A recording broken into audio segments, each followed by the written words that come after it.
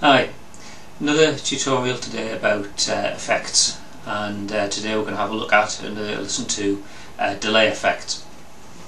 Now, the effects we've looked at in some of these tutorials already, things like the overdrives and distortions and the modulation effects like choruses and flanges and so on, those effects actually modify the sound as it comes out of the guitar, change it in some way, and you hear the result. Delay effects are a little different in that they don't actually modify the sound. The delay basically is just a kind of an echo. Whatever signal goes into the delay unit is effectively recorded and then played back either a short or a slightly longer period of time afterwards. And the first delay units were basically just an endless loop of tape with a record head and a play head, and it would record what was being played and then play it back, and you could alter the time of the delay basically by speeding up or slowing down the tape in the box. With modern microelectronics and digital processing, we can get something much more sophisticated now, but the principle is still basically the same. The delay pedal, or the rack mounted effects unit or multi-effects unit, whatever, it sort of effectively records the signal as it comes in and then plays it back afterwards. Give you an example now of just a basic, like an echo type of delay.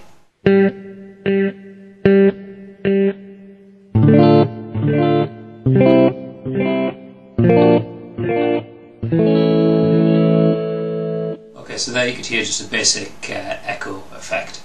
It's funny when you think some of the effects I was talking about on the last video about modulation effects. I was saying about using them, try and use them subtly just to colour the tone, rather than just turning the knobs up all to the extremes and getting a very pronounced effect. Where we're starting with the delay effect, it's actually the other end. We're starting with a delay effect that is very obvious in the mix.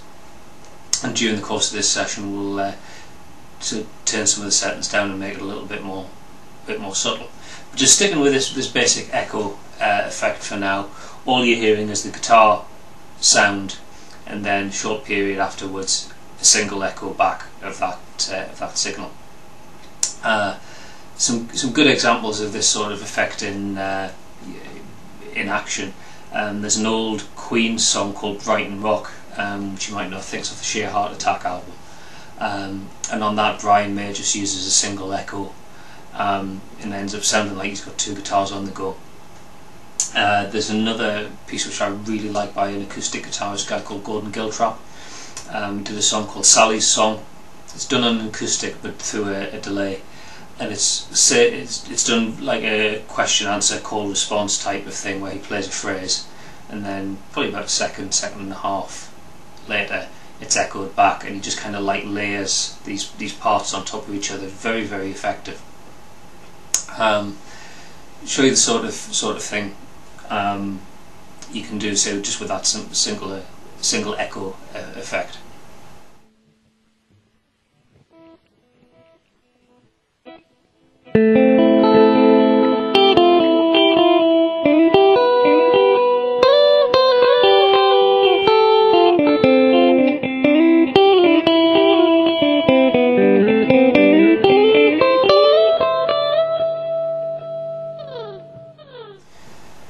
Okay, so there's a single echo effect.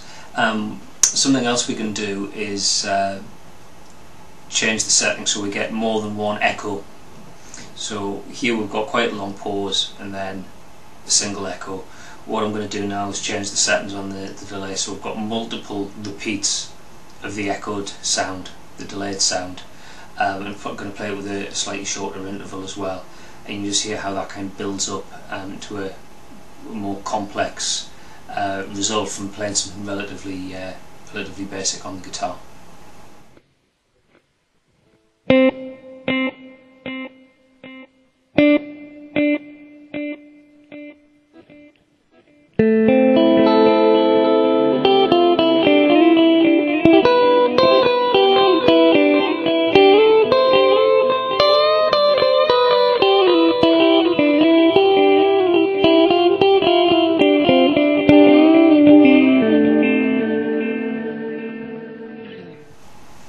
Guitarists who you'll hear some great examples of this, like multiple delays, like building up really complex soundscapes, as The Edge from U2.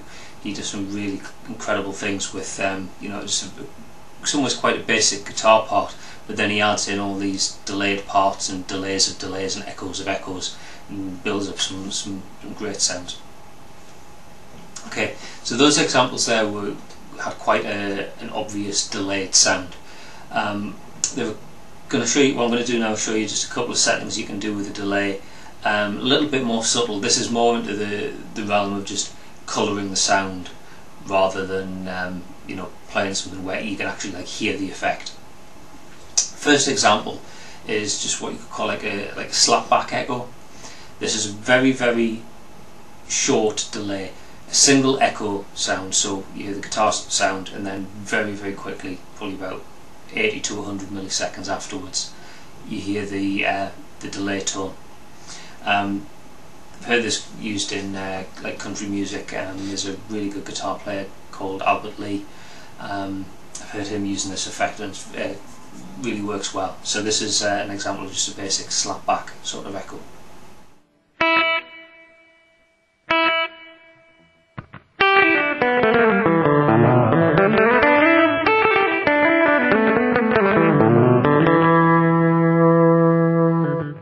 Right, so moving to more subtle territory now, and what I'm going to do as the next example. This is probably my favourite use of a delay.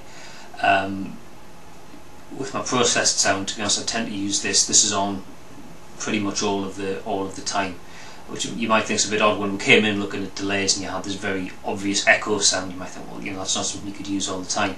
A digital delay is actually quite a versatile effect. What I'm going to do in this example is to show you, it's a multiple repeats on quite a short delay. It's probably about 300 millisecond delay, and I just use it basically to colour my sound.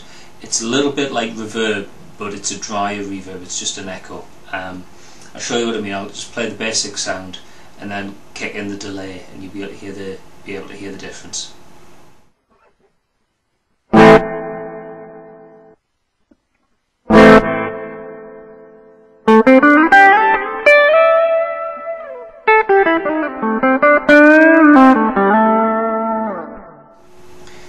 Yeah, so hearing it there with a clean sound, where I find this works best is as part of my my overall distorted sound.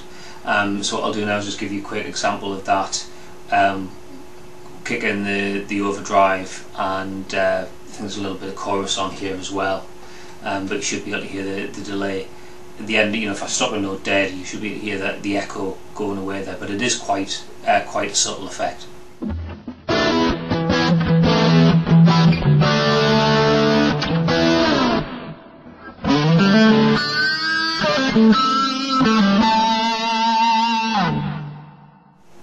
Okay, so there's that multiple short delayed echo type of effect, and it's amazing how often you'll hear that on you might hear that's a really good guitar tone, and in there somewhere there's that multiple delay type of sound.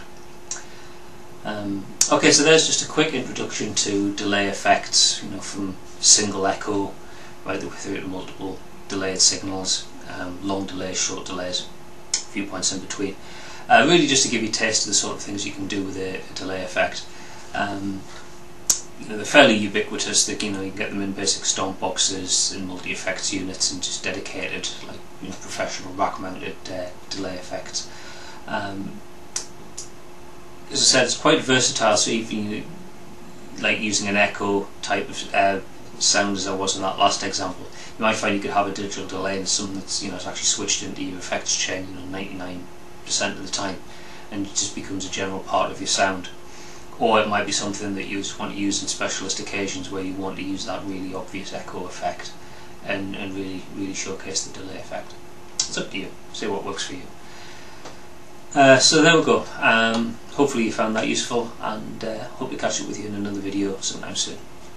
Bye for now.